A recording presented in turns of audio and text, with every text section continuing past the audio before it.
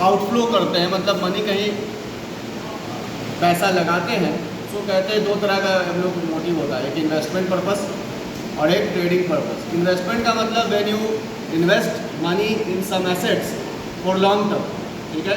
But trading का मतलब, trading हमारा उसके पीछे मोटिव क्या होता है, स्पेकुलेशन करना। स्पेकुलेशन का मतलब कि सस्ते में कोई चीज़ खरीदते हैं और महंगे में उसको बेचने का हमारा मोटिव होता है, और जो डिफरेंस होता है उससे हम प्रॉफिट डिराइव करते हैं। या फिर स्टॉक मार्केट की बात करें तो आप या तो बाय पहले कर सकते हो और सेल करोगे टॉप पे, यानी buy at the bottom and sell at the top. कोई चीज़ अगर प्राइस उसकी नीचे चल रही है और आपको लग रहा है कि फ्यूचर में उसका प्राइस बढ़ेगा, तो आप उस चीज़ को अभी खरीद लो सस्ते में, और फिर जब प्राइस बढ़ेगा तो उसको बेच लो। इसको कहते हैं, इस स्ट्रैटेजी को कहते हैं buy at the bottom and sell at the top. लेकिन इसका रिवर्स भी होता है स्टॉक मार्केट में। जब आप ट्रेड करते हो स्टॉक एसेट्स का, स्टॉक जो एक्सचेंज ट्रेडेड एसेट्स होते हैं, उनमें आप पहले सेल भी कर सकते हो एंड देन बाय कर सकते हो। उसको बोलते हैं sell at the top and buy at the bottom. तो देखो, ये दोनों स्ट्रैटेजी डिपेंड करता है कि मार्केट का ट्रेंड किस तरफ। मार्केट का ट्रेंड पहले आज समझाएंगे, और उससे पहले ये बताएंगे कि हम लोग ट्रेडिंग किन किन चीज़ों का करते हैं, और जिन चीज़ों में हम ट्रेड करते हैं उसको बोलते हैं क्या। देखो, जिन चीज़ों की हम ट्रेडिंग करते हैं उसको हम लोग बोलते हैं एसेट्स, लेकिन ट्रेडिंग लैंग्वेज में हम लोग उसको बोलते हैं अंडरलाइन। यानी हम किसी एसेट्स को खरीदें तो जो एसेट्स उसको एसेट्स बोलते हैं। एसेट्स का मतलब क्या होता है, कोई भी चीज़ जिसको हम 1 साल या 1 साल से अधिक समय तक इस्तेमाल करेंगे, या जो हमको बेनिफिट देता रहेगा लंबे समय, वो एसेट्स है हमारे लिए, ठीक है। लेकिन स्टॉक मार्केट के लैंग्वेज में हम जिस एसेट्स में ट्रेड करते हैं या इन्वेस्ट करते हैं उसको बोलते हैं अंडरलाइन। जैसे मान लो कि हमने किसी कंपनी का एक शेयर खरीदा, तो वो मेरे लिए एसेट है। तो उस एसेट को यहाँ पे उसको किस टर्म से इंडिकेट करते हैं, अंडरलाइन के टर्म से। क्या बोलते हैं, अंडरलाइन। तो हम लोग किन किन चीज़ों का ट्रेड करते हैं स्टॉक एक्सचेंज के जरिए, पहले वो समझो। यानी कितने टाइप के अंडरलाइन होंगे पहले वो समझो। तो दीज आर, सबसे पहला तो ये स्टॉक एक अंडरलाइन है, यानी हम स्टॉक को खरीदते हैं।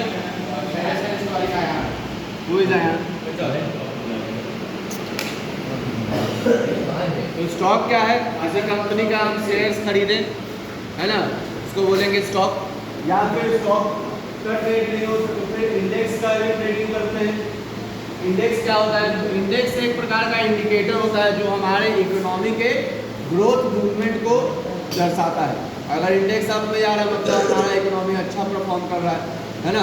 और ये कैलकुलेशन का डिफरेंट टाइप्स ऑफ मेथड्स है, जो मेथड्स अभी इस वीडियो में हम लोग कवर नहीं कर सकते। देयर आर मेनी मेथड्स, है ना। वो मेथड्स हम लोग एक स्पेशल वीडियो में बनाएंगे, जैसे वेटेड कैपिटलाइजेशन मेथड, है ना। फिर ऐसे बहुत सारे 3-4 मेथड है, वो सारे मेथड्स एक वीडियो में हम लोग आपको कवर करेंगे। जो बेसिक्स अभी हम लोग सीख रहे हैं, इसलिए उसको हम लोग डिटेल में नहीं जा रहे। तो इंडेक्स कैलकुलेशन का अपना अपना मेथड्स है। इंडेक्स के अलावा आप किस चीज़ का ट्रेड कर सकते हैं, कमोडिटी। अब ये कमोडिटी क्या है, कमोडिटी का मतलब होता है जैसे कोई मेटल या कोई इम्पोर्टेंट थिंग, कमोडिटी कोई वस्तु, है ना। जैसे इम्पोर्टेंट वस्तु की बात करें तो जैसे गोल्ड हो गया, सिल्वर हो गया, है ना, और भी बहुत सारे कमोडिटी हैं, एल्यूमिनियम है ना। ऐसे इम्पोर्टेंट मेटल्स हैं और कुछ कमोडिटीज़ हैं जिनका हम लोग ट्रेड करते हैं एक्सचेंज के जरिए, ठीक है। जैसे क्रूड ऑयल, नेचुरल गैस, ये सब कमोडिटी के अंतर्गत आता है। कमोडिटी के बाद हो गया आपका करेंसी। करेंसी में भी लोग ट्रेड करते हैं, है ना। लोग डॉलर खरीदते हैं या फिर, है ना, और डेरिवेटिव्स या फिर इंटरेस्ट। देखो, ये जो पहला हमने लिखा है stock, index, commodity, currency and derivative, ये तो इंडिया में फेमस है, फ्रीक्वेंटली इनमें ट्रेड होता है ना। लेकिन इंटरेस्ट इंडिया में अभी फेमस नहीं है, क्योंकि इंडिया का मार्केट अभी स्टिल डेवलपिंग है, अभी बहुत सारा डेवलपमेंट होना बाकी है। अमेरिकन मार्केट में इंटरेस्ट का भी फ्रीक्वेंटली ट्रेडिंग होता है, ठीक है। तो हम लोग आज बात करेंगे कि स्टॉक ट्रेडिंग करने के लिए या इंडेक्स ट्रेडिंग करने के लिए या कोई कमोडिटी का ट्रेडिंग करने के लिए प्रोसेस क्या है।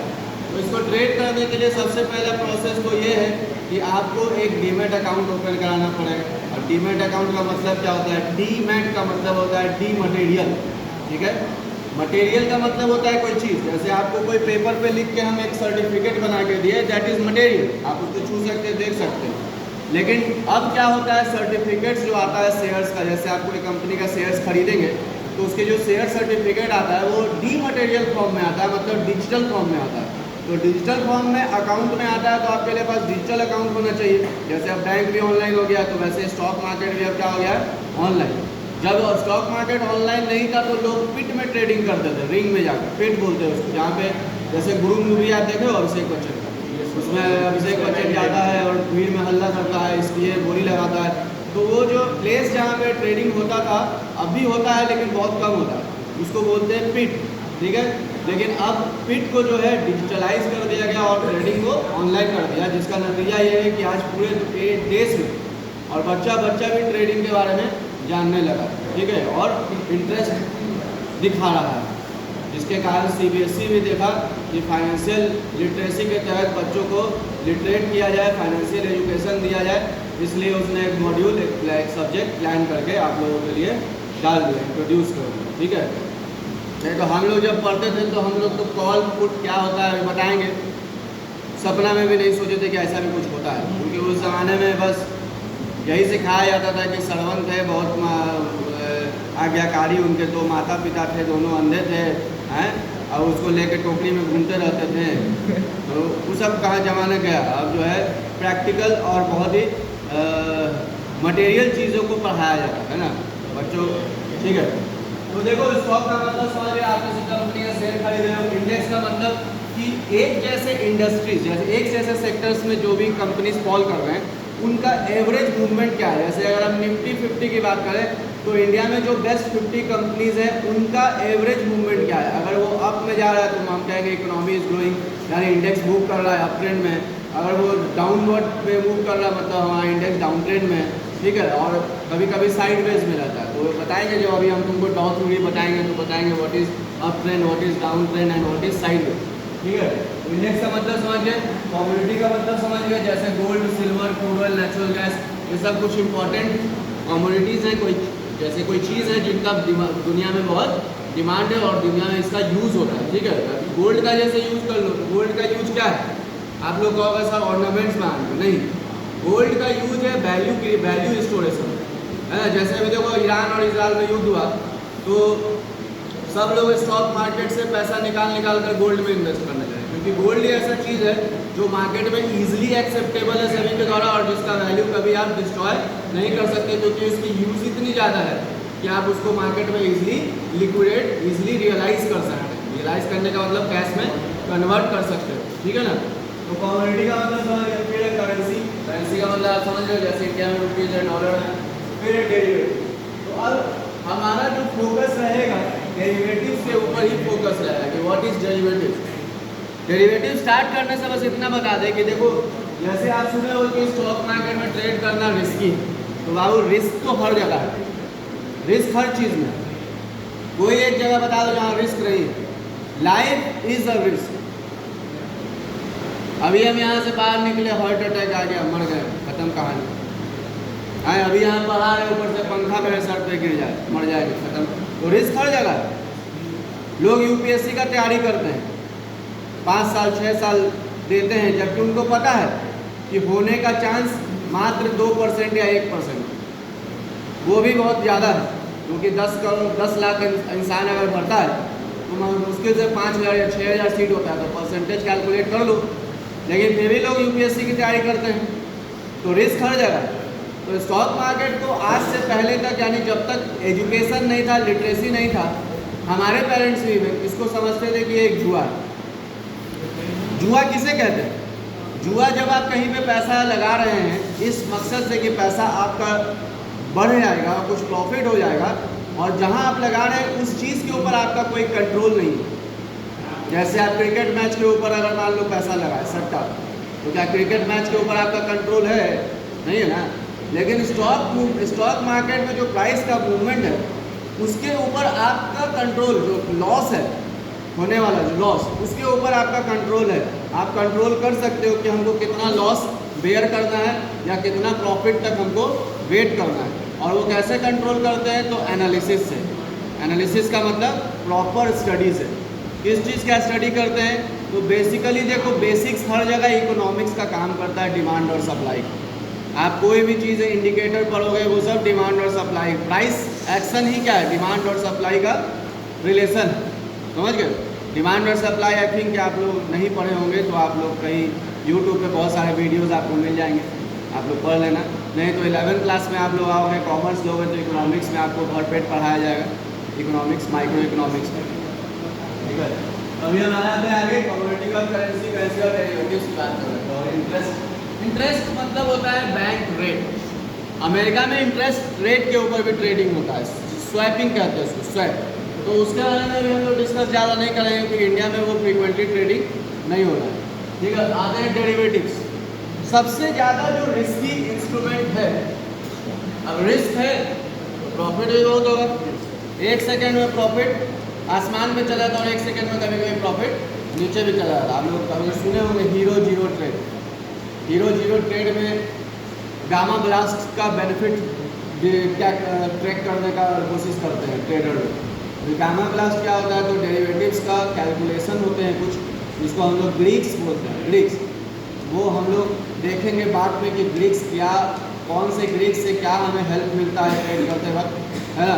तो पहले तो ये समझो कि डेरिवेटिव्स होता क्या है। डेरिवेटिव्स का मतलब होता है कि इसकी जो वैल्यू होती है वो डिपेंड करती है किसी अदर एसेट के ऊपर, किसी अदर एसेट के ऊपर। जैसे मान लो कि हमने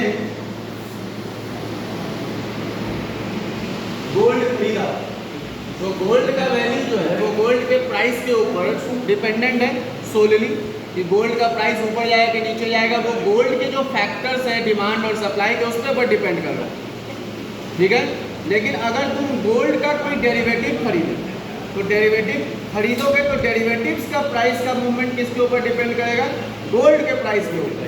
अगर गोल्ड का प्राइस बढ़ेगा तो डेरिवेटिव्स में वो रेस्पेक्टिव डेरिवेटिव जो है उसका प्राइस मूव करेगा, अदरवाइज डाउन करेगा।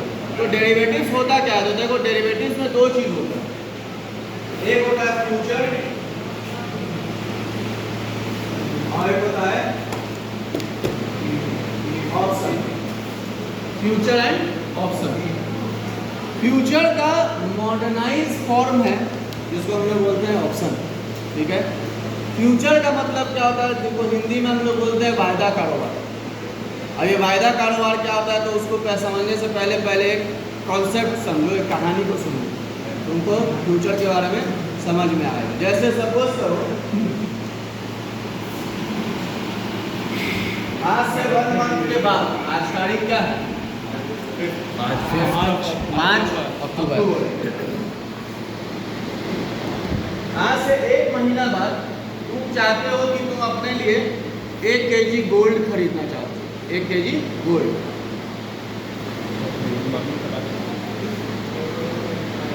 और आज गोल्ड का वैल्यू क्या चल रहा है, कल रात को देखे थे तो 75,600 समथिंग चल रहा है 10 ग्राम तक, और 10 ग्राम, ठीक है ना। हमने बात किया 1 केजी का, थोड़ा ज़्यादा बोल दिया, 10 ग्राम का ही एग्जाम्पल लेते हैं। 10 ग्राम से ही बहुत ज्वेलरी बन जाता है, ठीक है। और ट्रेडर लोग ज्वेलरी बनाने के लिए थोड़ी गोल्ड खरीदते हैं, वो तो मनी को स्टोर इन्वेस्ट करने के लिए गोल्ड खरीदते हैं।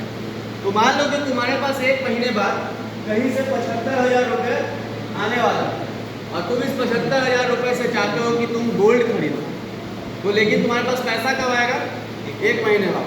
1 महीने बाद 2 बात हो सकता है, अगर गोल्ड का वैल्यू 1 महीने बाद 80,000 हो गया तो जो गोल्ड आज तुमको 75,000 में मिल जाता, वो 1 महीने बाद तुमको कितना में मिलेगा, 80,000 में। और जाहिर सी बात है गोल्ड का वैल्यू शायद बढ़ जाए और बढ़कर 78 या 80,000 पहुंचने का पूरा संभावना है, क्योंकि आप लोग न्यूज़ अगर देखते होंगे तो सुने होंगे मिडिल ईस्ट में पूरा टेंशन है। जैसे ही मिडिल ईस्ट अगर वो एक स्ट्रेट है, एक वे है जहाँ से मैक्सिमम क्रूड ऑयल और पेट्रोलियम का एक्सपोर्ट और इंपोर्ट ट्रेडिंग होता है, अगर ईरान उसको ब्लॉक कर दिया तो पूरे दुनिया में जो है हाहाकार मच जाएगा। और जब भी कोई इकोनॉमी में प्रॉब्लम्स अराइज होता है तो लोग सेफ इन्वेस्टमेंट के तौर पे गोल्ड को प्रेफर करते हैं, तो गोल्ड में लोग इन्वेस्ट करने लगेंगे। क्यों प्रेफर करते हैं ये पूरा अलग मैटर है, ठीक है ना। उसके लिए आपको पूरा गोल्ड का कैरेक्टरिस्टिक्स पढ़ना होगा, तो हमें अभी उतना डिटेल में नहीं आ रहे कि गोल्ड का कैरेक्टरिस्टिक्स क्या है ना।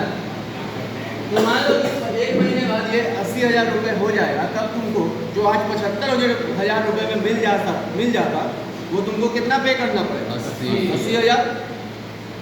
तो तुमको लॉस होगा या प्रॉफिट होगा? लॉस। तो इस लॉस से बचने के लिए तुम्हारे पास कोई उपाय है?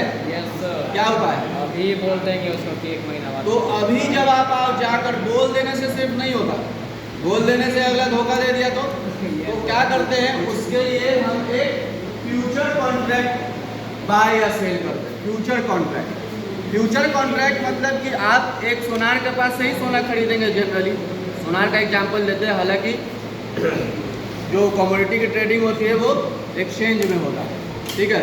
तो मान लो कि तुम सोनार के पास गए और सोनार से तुम बोले कि भैया 1 महीने बाद हमको जो है ना 10 ग्राम सोना चाहिए। तो सोनार बोला ठीक है आ जाइएगा 1 महीने बाद। तो बोला कि भैया 1 महीने बाद अगर भाव बढ़ गया तो सोनार देख रहा है कि 1 महीने बाद अगर ये आएगा तो मेरा सोना बिकेगा, जो सोना उसके पास ऑलरेडी स्टोर है। अब वो जो सोना खरीदा है वो जाहिर सी बात है आज के भाव में खरीदा होगा या आज से पहले के भाव में खरीदा होगा। आज से पहले 1 महीना पहले भाव क्या चल रहा था? 68,000 70,000 का भाव चल रहा था। तो सोनार सोचेगा ना जी कि जो माल हम मान लो 70,000 में ही खरीद के वो स्टोर किए हुए हैं, तो वो सोच रहा है ना कि अगर ये 1 महीने बाद आएगा और 75 में ही खरीदेगा तो हमको तो फायदा है। तो सोनार उसके साथ कॉन्ट्रैक्ट करने के लिए रेडी होगा कि नहीं होगा? अब ये बात इसलिए बता रहे क्योंकि आपको दोनों एस्पेक्ट को समझना है कि अगर बायर रेडी है परचेज करने के लिए 1 महीना बाद, तो सेलर क्यों रेडी है 1 महीना बाद सेल करने के लिए? क्योंकि सेलर को तो और ज़्यादा प्रॉफिट हो सकता था। तो देखो बिजनेस में हमेशा प्रोबेबिलिटी गेम चलता है। 1 महीने बाद क्या होगा कोई देखा है? लेकिन अगर तुम एक कॉन्ट्रैक्ट कर रहे हो आज के डेट में 1 महीने बाद का, तो सेलर को एक क्या हो जाएगा गारंटी कि 1 महीने बाद उसका माल बिकेगा ही बिकेगा। और बायर को क्या हो जाएगा गारंटी कि 1 महीने बाद सोना का भाव बढ़े या घटे। इतने में खरीदा। हाँ, घटे तब उसके लिए अलग कुछ सीन हो जाएगा। लेकिन अगर सोना का भाव बढ़ेगा तब भी बायर को किस भाव में मिलेगा? 75 के भाव में। तो उसके लिए दोनों ने क्या किया, एक कॉन्ट्रैक्ट साइन किया। सेलर ने बोला ठीक है I will give you gold, और बायर ने बोला ठीक है आई विल बाय। तो जो जिसने बाय करने का कॉन्ट्रैक्ट किया यानी बायर, उसको बोलेंगे कि वो लॉन्ग है। वो क्या है? लॉन्ग। और जिसने फ्यूचर में सेल करने के लिए कॉन्ट्रैक्ट पे साइन किया उसको क्या बोलेंगे? वो शॉर्ट। क्या कर रहा है? शॉर्ट, है ना। तो लॉन्ग और शॉर्ट का कॉन्सेप्ट समझे। 1 महीने बाद क्योंकि एक्चुअल डिलीवरी होगा और एक्चुअल एग्जीक्यूट होगा कॉन्ट्रैक्ट, इसलिए हम यहाँ पे सेल और परचेज टर्म यूज नहीं कर रहे हैं। हम उसके बदले क्या टर्म यूज कर रहे हैं? लॉन्ग एंड शॉर्ट यूज कर रहे हैं। लॉन्ग का मतलब जब आप बाय कर रहे हो, शॉर्ट का मतलब जब आप सेल करने का सौदा कर रहे हो। तो अब 1 महीने बाद का हम लोगों के बीच में सौदा हो गया। अब बायर से आपको कुछ गारंटी चाहिए ना, क्योंकि आप उसके लिए गोल्ड को स्टॉक को होल्ड करके रखेंगे कि 1 महीने बाद जब वो आएगा तो हम उसको गोल्ड देंगे। और अगर 1 महीने बाद वो नहीं आया तो अब तो आपको लॉस हो जाएगा, क्योंकि आप जो गोल्ड होल्ड किए किसी और को भी तो बेच सकते थे। तो आप इसके लिए क्या करते हो? गारंटी के तौर पे बायर से, इससे बायर से जो कॉन्ट्रैक्ट बाय कर रहा है यानी लॉन्ग जो कर रहा है, उससे प्रीमियम रिसीव करता है। कौन? सेलर। समझ गए? उससे क्या रिसीव करेगा? प्रीमियम। तो 75,000 का सोना के बदले मान लो सिर्फ 1% या 2%, ये डिपेंड करता है आपके ब्रोकर के ऊपर। मान लेते हैं 1 मिनट के लिए 10%, तो 75,000 का 10% कितना हो गया? 7,000। तो 7,000 रुपया पे करके आप एक कॉन्ट्रैक्ट में इंटर करेंगे कि 1 महीने बाद हम आपसे आएंगे, बैलेंस मनी देंगे और आपसे सोना खरीद लेंगे। ठीक है, यहाँ तक समझ में आया बात? बैलेंस मनी मतलब 75। हाँ, 7,000 पे किया ना, बाकी का पैसा दे के सोना आपसे ले लेंगे। समझ गए जी? अब 1 महीने बाद सोचो, 2 बात हो सकता है। या तो सोना का भाव बढ़ेगा, तो अगर सोना का भाव 80,000 हो जाएगा तो ये जो लॉन्ग था जिसने कॉन्ट्रैक्ट किया था कि 75,650 में खरीदेंगे और उसके लिए जो 7,000 पे किया है, वो क्या करेगा? सोना खरीदने आएगा कि नहीं आएगा? आएगा, क्योंकि उसको अभी भी 2,500 का प्रॉफिट है। कैसे? 2,500 मान लो यहाँ पे 82,000 क्यों? क्योंकि 75,000 में सोना खरीदने के लिए उसने 7,000 क्या पे किया था? प्रीमियम। तो 75,000 का सोना के लिए 7,000 प्रीमियम पे किया था उसने, और अभी गोल्ड का भाव मात्र चल रहा है 82,000, तब भी वो अगर सोना खरीदता है 75 में तो उसको प्रॉफिट होगा कि नहीं होगा? मार्केट में 82 में बेच के, क्योंकि मार्केट में भाव क्या चल रहा है? ज़्यादा चल रहा है। ये समझ गए यहाँ वाला केस। यानी अगर भाव बढ़ जाएगा तो जो कॉन्ट्रैक्ट बाय किया था डेरिवेटिव कॉन्ट्रैक्ट, वो सेलर के पास आएगा, कॉन्ट्रैक्ट पेपर दिखाएगा और उससे सोना लेगा और बाकी का पैसा पे करेगा और चला जाएगा। यहाँ तक समझ में आ गया। लेकिन सोचो कि अगर सोना का भाव, हाँ सर लेकिन प्रॉफिट भी तो बस 7,000 का हो रहा है ना। कहाँ पे 75 और 82,000 यहाँ डिफरेंस, हाँ देखो यहाँ पे 75,000 का खरीदने बेचने का कॉन्ट्रैक्ट हो रहा है, हाँ तो इसको कॉस्ट कितना पड़ेगा? 75 प्लस 7 62। तो ब्रेक इवन होगा ये प्राइस प्लस जो प्रीमियम पे किए, प्रीमियम का पैसा उसमें कट हुआ, हाँ। वो नहीं होगा। नहीं ओ एडजस्ट नहीं होगा, 75,000 ही पे करना, समझे? 75,000 ही पे करना। 75,000 प्लस इसी 7,000 बात, ना। हाँ, इसी बात पे तो कॉन्ट्रैक्ट है। चलो 7,000 ज़्यादा हो घाटा हो रहा है रहा सर। इतना नहीं है, घाटा हो रहा है नहीं अपना। है। हाँ अब सही अब सही समझ में आ गया। तो अभी अब प्रॉफिट होगा। अब प्रॉफिट होगा ना, प्रॉफिट हो रहा है, ज़्यादा जाता। किसी को बढ़ा देते तो भी प्रॉफिट होगा मार्केट में वैल्यू। तो आप इसीलिए तो कॉन्ट्रैक्ट कर रहे हो 1 महीने बाद का, क्योंकि आपको क्या लग रहा है कि मार्केट बहुत तेजी से भागेगा, इसलिए आप देखें कि अरे 7,000 तो पे करना पड़ रहा है, पे करके ले लो, तो इतना तो रिस्क लेगा ही। अगर सोचो कि मार्केट में सोना का भाव गिर गया, यहाँ 75,000 से 1,000 पे गिर गया, 74,000, तब क्या करेगा?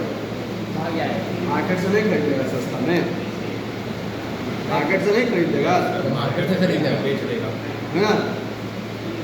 तो उस केस में अगर ये बायर जिसने कॉन्ट्रैक्ट बाय किया था 7,000 प्रीमियम पे करके, वो अगर सेलर के पास नहीं जाता है एक्सरसाइज करने अपने राइट को, तो सेलर को जो वो प्रीमियम मिला था वो क्या हो जाएगा? उसका प्रॉफिट है। अब इसमें ये समझ में आया ना कि बायर को कब प्रॉफिट होगा और सेलर को कब प्रॉफिट होगा, है ना? सेलर को कब प्रॉफिट होगा? जब मार्केट में प्राइस घटेगा, है ना? और बायर को कब प्राइस प्रॉफिट होगा? जब मार्केट में प्राइस बढ़ेगा, ठीक है ना? यानी जो लॉन्ग है वो क्या सोचकर लॉन्ग हो रहा है कि मार्केट में प्राइस बढ़ेगा, और जो शॉर्ट है वो क्या सोचकर सेल कर रहा है नीचे कि मार्केट में प्राइस गिरेगा। समझ गया ये बात? तो इस तरह के कॉन्ट्रैक्ट 2 प्रकार के होंगे। कौन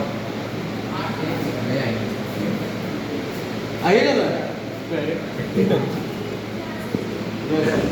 फ्यूचर का कॉन्ट्रैक्ट होगा, है ना? ये होता है काउंटर, ओवर द काउंटर होता था पहले 2 पार्टियों के बीच में। तो जब 2 पार्टी के बीच में होता था तो प्रॉब्लम क्या होता था कि कोई भी पार्टी फेल कर देता था कॉन्ट्रैक्ट को एग्जीक्यूट करने से, और लिक्विडिटी का प्रॉब्लम होता था। लिक्विडिटी का मतलब कि जब आप एग्जिट करना चाहते थे इस कॉन्ट्रैक्ट से, तो एग्जिट करने के लिए आपको कोई दूसरा बायर ढूंढना पड़ेगा, तो ये सब प्रॉब्लम अराइज होता था। तो इस प्रॉब्लम को दूर करने के लिए फ्यूचर कॉन्ट्रैक्ट का मॉडर्न फॉर्म इंट्रोड्यूस किया गया, जिसको बोला गया ऑप्शन ट्रेडिंग। इसको क्या बोला गया? Option trading. और ऑप्शन ट्रेडिंग क्या होता है? जनरली ये एक्सचेंज के थ्रू ट्रेड होता है। किसके थ्रू? एक्सचेंज के थ्रू। तो एक्सचेंज के थ्रू जब ट्रेड होता है तो इसमें सारे टर्म एंड कंडीशंस पहले से प्री डिफाइंड होते हैं। लेकिन फ्यूचर कॉन्ट्रैक्ट में क्या होता है? Term and conditions pre defined नहीं होते, वो 2 पार्टी के बीच में तय होता है। समझ में आ गया? बेसिक डिफरेंस यही है फ्यूचर एंड ऑप्शंस में। दोनों में अगर कोई पूछे बेसिक डिफरेंस क्या है भैया, तो फ्यूचर होता है ओवर द काउंटर, यानी टेबल पर बैठ के 2 पार्टी के बीच एग्रीमेंट। एग्रीमेंट, पार्टी का हाँ। एग्रीमेंट। और ऑप्शन ट्रेडिंग कैसे होता है? तो एक्सचेंज के थ्रू। अब समझ गए ऑप्शन? अब ऑप्शन में 2 तरीके का होगा, एक तो जो सोच रहा है कि मार्केट ऊपर जाएगा, और एक जो सोच रहा है मार्केट नीचे जाएगा। तो जो सोच रहा है मार्केट ऊपर जाएगा वो बाय करेगा, और जो सोच रहा है मार्केट नीचे जाएगा वो क्या करेगा? सेल। तो जब ऑप्शन बायर लॉन्ग होता है, यानी सोचता है कि मार्केट बुलिश है, तो वो खरीदने का राइट बाय करता है। क्या बाय करता है? खरीदने का राइट। तो उसको बोलते हैं कॉल ऑप्शन। तो क्या बोलते हैं? Call option. और जो ऑप्शन बायर लगता है उसको कि मार्केट में प्राइस फ्यूचर में डाउन हो जाएगा, तो वो पुट कॉल वो पुट ऑप्शन बाय करता है। क्या बाय करता है? Put option. ऑप्शन में 2 तरह का ऑप्शन होता है, एक कॉल ऑप्शन और एक पुट ऑप्शन, ठीक है ना? आप जो लिख रहे हैं कॉपी में उसको आप लोग लिखोगे, क्योंकि डेफिनेशन भी डिफाइन करेंगे। लिख रहे हैं। बंद करो।